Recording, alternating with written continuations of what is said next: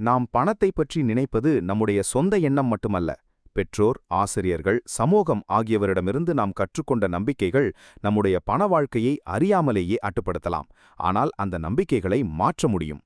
முதல் நம்பிக்கை: பணம் மிகவும் குறைவு. சிறுவயதில் கேட்ட பணம் மரத்தில் காய்க்காது என்ற வார்த்தைகள் நம்முள் பற்றாக்குறை மற்றும் பயத்தை உருவாக்கலாம். பற்றாக்குறையை மட்டும் பார்க்காமல் பணத்தை உருவாக்கும் வாய்ப்புகளையும் பார்க்கத் தொடங்குங்கள். இரண்டாவது நம்பிக்கை: பணம் கெட்டது. பணம் நல்லதோ கெட்டதோ அல்ல, அதை நாம் எப்படி பயன்படுத்துகிறோம் என்பதுதான் முக்கியம். நல்ல நோக்கத்துடன் பயன்படுத்தப்படும் பணம் நம்முடைய வாழ்க்கையையும் மற்றவர்களின் வாழ்க்கையையும் மாற்ற முடியும். மூன்றாவது நம்பிக்கை: பணம் மாத சம்பளமாகத்தான் வரும். வேலை ஒரு வருமான வழி, ஆனால் அது ஒரே வழி அல்ல. தொழில், முதலீடு, திறமை, சொத்துக்கள் இவை அனைத்தும் வருமானத்தை உருவாக்கும் வாய்ப்புகளாக இருக்கலாம். ஒரே வருமானத்தை மட்டும் நம்பாமல் பல வழிகளைப் பற்றி கற்றுக்கொள்ளுங்கள். நான்காவது நம்பிக்கை: பணம் எனக்கானது அல்ல.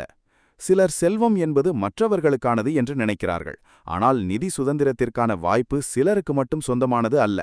கற்றுக்கொள்ளவும், உருவாக்கவும், வளரவும் தயாராக இருக்கும் ஒவ்வொருவரும் தங்கள் நிதி எதிர்காலத்தை மேம்படுத்த முடியும்.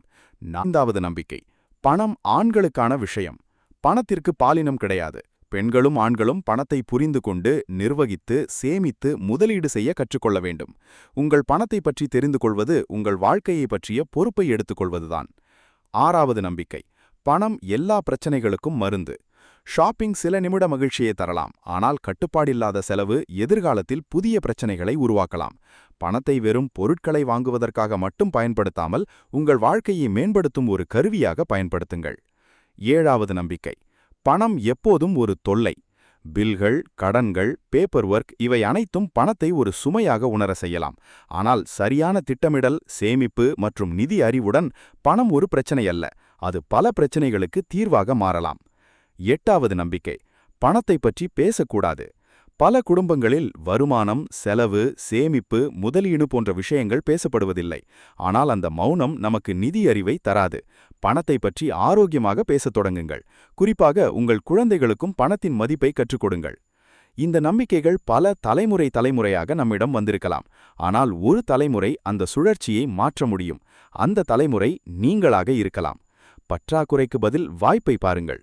பயத்திற்கு பதில் தைரியத்தை வளர்த்து கொள்ளுங்கள். மௌனத்திற்கு பதில் அறிவை தேடுங்கள். பணத்தை வெறும் சம்பாதிக்கும் பொருளாக பார்க்காமல் உங்கள் வாழ்க்கையை சிறப்பாக உருவாக்கும் ஒரு கருவியாக பாருங்கள். இப்போது உங்களையே ஒரு கேள்வி கேளுங்கள். பணத்தை பற்றிய எந்த நம்பிக்கை என்னை இன்னும் தடுத்து நிறுத்துகிறது? இன்று அந்த நம்பிக்கைகளில் பணத்தை நான் கவனித்துக் கொள்கிறேன். எண்ணத்தை மாற்றுங்கள். லேப்டாப்ல இன்வெஸ்ட்மெண்ட் பத்தி கற்றுக்கொள்கிறேன். நிதி எதிர்காலத்தை நாம் சேர்ந்து பிளான் செய்யலாமா? உங்கள் நல்ல ஐடியா. சொல்லுங்கள். இந்த கிராஃப்கள் பாருங்க.